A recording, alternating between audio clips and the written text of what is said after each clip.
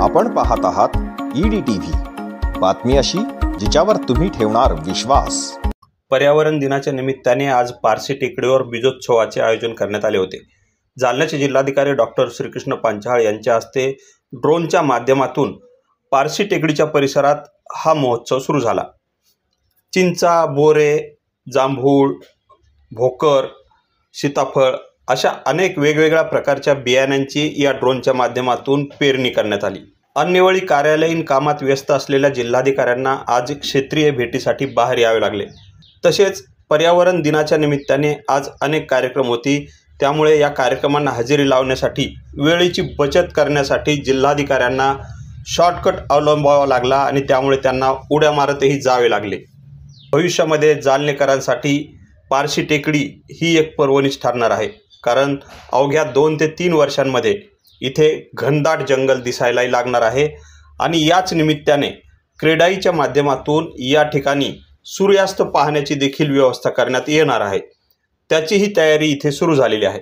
आज सामाजिक संस्थांच्या माध्यमातून पारसी टेकडीवर वृक्षारोपण आणि वृक्ष संवर्धनाचेही काम सुरू झालेले आहे।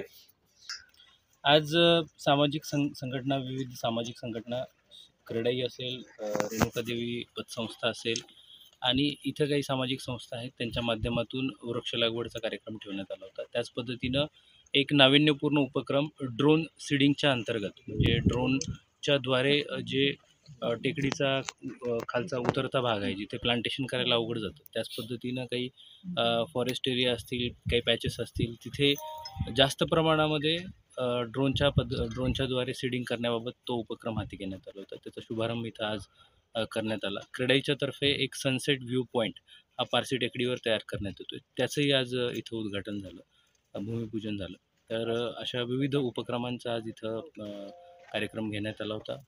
माननीय पंतप्रधान महोदय यांनी एक पेड माँ के नाम हा देखील संदेश दिला आहे आणि त्या अंतर्गत देखील आज इथं वृक्ष लागवड सुरू आहे। त्याच पद्धतीने शहरात देखील प्लास्टिकच्या बाबतीमध्ये संस्था काम करत आहेत, तिथेही कार्यक्रम ठेवण्यात आलेला आहे।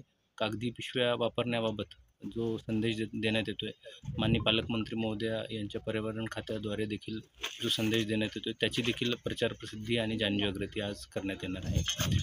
आणि जे शहराला लागून फॉरेस्ट एरिया आहे, सामाजिक वनीकरणचा एरिया आहे, 17 हेक्टर म्हणजे जवळपास 40 एकरच्या जवळपास एरिया आहे, तो डेव्हलप करण्यासाठी आज एक नियोजन करतो आहे। त्यामध्ये क्रेडाई असेल, स्टील, सीड, त्याच पद्धतीने बाकीच्या सर्व इथल्या इंडस्ट्रीज यांना काही 2 एकर 3 एकर जसा त्यांना हवा आहे तसा एरिया देऊन त्यांच्याकडून तो फॉरेस्ट एरिया डेव्हलप करून घेणे आणि मुलांसाठी, वृद्धांसाठी, शहरातील नागरिकांसाठी एक ग्रीन झोन तयार करणे, एक ऑक्सी झोनसारखा तयार करणे, ऑक्सिजन झोनसारखा तयार करणे, हा देखील उपक्रम आज सुरू करण्यात येणार आहे आणि त्या अनुषंगाचं आज नियोजन आम्ही तिथे जाऊन पाहणी करणार आहोत। त्याच पद्धतीनं अद्विक क्लबचा देखील एक कार्यक्रम आज ठेवण्यात आलेला आहे, ज्यांनी एक ऑक्सिझोन म्हणून तयार केलेला आहे, ग्रीन एरिया तयार केलेला आहे, त्याचं देखील आज उद्घाटन आहे। अशा अनेक उपक्रमांचं आज नियोजन करण्यात आलेलं आहे। सामाजिक संस्था यामध्ये चांगल्या पद्धतीने पुढे आहेत।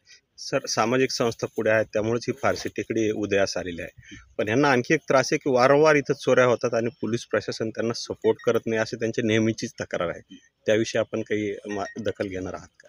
मागच्या वेळेस त्यांनी जे 1-2 घटना झाल्या होत्या त्याबाबत मला कल्पना दिली होती आणि तेव्हा आपण जे आरोपी होते त्यांना आयडेंटिफाय केलं होतं, पोलिसांना मी सांगितलं होतं। आत्ता इतक्यात काही तक्रार नव्हती, तर त्या पद्धतीनं जी दक्षता घेणं गरजेचं आहे ते मी आजच सूचना पोलीस विभागाला देतो। प्रशासनाच्या वतीने काही या संस्थांना मदत होऊ शकते का? आता जो प्रोग्राम आहे तर ते जॉईंट कोलॅबोरेशनमध्ये करण्याचा विचार आहे। जसं आता फॉरेस्ट एरियाचं मी सांगितलं होतं की 40 एकरच्या वरती एरिया आहे, तर DPDCच्या माध्यमातून घनवन लागवडच्या माध्यमातून असेल किंवा तिथे मुलांना खेळण्यासाठी किंवा वृद्धांसाठी, नागरिकांसाठी ज्या काही सुविधा, इतर सुविधा करायच्या, वृक्ष लागवड आणि त्या सोडून, तर DPDCमधून जे काही सहकार्य लागेल ते प्रशासन करणार आहे आणि सर्व विभागाचे शासकीय अधिकारी, महापालिका यांना देखील त्यामध्ये इन्व्हॉल्व व्हायला सांगितलेलं। असं एकत्रित मिळून प्रशासन आणि सामाजिक संस्था असे उपक्रम हाती घेण्यात येतात। जालनेकरांसाठी पारसी टेकडी आता भविष्यामध्ये निसर्गरम्य वातावरणाचं ठिकाण ठरलं तर नवल नाही। Dilip Pohnerkar, EDTV news, Jalna.